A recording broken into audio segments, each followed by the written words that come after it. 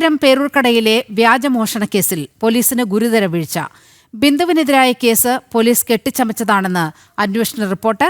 ബിന്ദുവിനെതിരെ കേസെടുത്തതിനാൽ മാല കിട്ടിയ കാര്യം പുറത്തു പറയരുതെന്ന് SI പരാതിക്കാരിയോട് പറഞ്ഞു എന്നതടക്കമുള്ള കാര്യങ്ങളാണ് അന്വേഷണ റിപ്പോർട്ടിൽ പറയുന്നത്.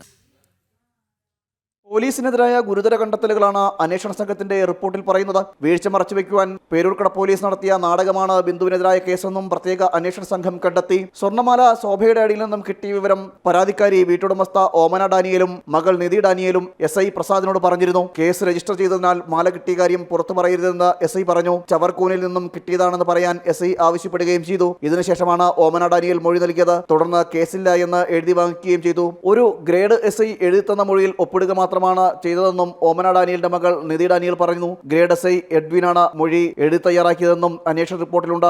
കേസിൽ പേരൂർക്കട SHO ശിവകുമാർ, ഓമന ഡാനിയൽ എന്നിവർക്കെതിരെ നടപടി വേണമെന്നും അന്വേഷണ റിപ്പോർട്ടിൽ പറയുന്നു. ചുള്ളിമാനൂർ സ്വദേശി ബിന്ദുവിനെതിരെ ജോലിക്ക് നിന്ന വീട്ടിൽ നിന്നും സ്വർണ്ണാഭരണം കാണാനില്ലെന്ന പരാതിയിലാണ് പേരൂർക്കട പോലീസ് കേസെടുത്തത്. ബിന്ദുവിനെ കസ്റ്റഡിയിലെടുത്ത പോലീസ് രാത്രിയിൽ സ്റ്റേഷനിലിരുത്തി മാനസികമായി പീഡിപ്പിക്കുകയായിരുന്നു. എന്നാൽ അടുത്ത ദിവസം നഷ്ടപ്പെട്ടെന്ന് പറഞ്ഞ സ്വർണം പരാതിക്കാരിയായ ഓമനയുടെ വീട്ടിൽ നിന്ന് കണ്ടുകിട്ടി. ഓമന ഡാനിയൽ പോലീസിനെ ഇത് അറിയിക്കുകയും ചെയ്തു. പിന്നാലെ പോലീസ് ബിന്ദുവിനെ വിട്ടയക്കുകയായിരുന്നു. പോലീസ് സ്റ്റേഷനിൽ നേരിട്ട കൊടിയ പീഡനം സൂചിപ്പിച്ച് ബിന്ദു നൽകിയ പരാതിയുടെ അടിസ്ഥാനത്തിൽ പേരൂർക്കട സ്റ്റേഷനിലെ SIയെയും ASIയെയും സസ്പെൻഡ് ചെയ്തിരുന്നു. സ്റ്റേഷൻ ഇൻസ്പെക്ടറെ കോഴിക്കോടേക്ക് സ്ഥലം മാറ്റുകയും ചെയ്തു. കേസിൽ സമഗ്രമായ അന്വേഷണം വേണമെന്ന ബിന്ദുവിന്റെ ആവശ്യത്തെ തുടർന്ന് ജില്ലയ്ക്ക് പുറത്തുള്ള DYSPയെ അന്വേഷിക്കുവാൻ മനുഷ്യാവകാശ കമ്മീഷൻ ഉത്തരവിടുകയും ചെയ്തു. തുടർന്ന് DYSP വിദ്യാധരന്റെ നേതൃത്വത്തിലുള്ള സംഘം അന്വേഷണം നടത്തി. പോലീസ് ഉദ്യോഗസ്ഥരും ഓമന ഡാനിയലും അടക്കമുള്ളവർ പോലീസ് സ്റ്റേഷനിൽ സംസാരിച്ച ഓഡിയോയും CCTV ദൃശ്യങ്ങളിൽ നിന്നടക്കം ശേഖരിച്ച തെളിവുകളുടെ കൂടി അടിസ്ഥാനത്തിലാണ് അന്വേഷണ റിപ്പോർട്ട് സമർപ്പിച്ചത്.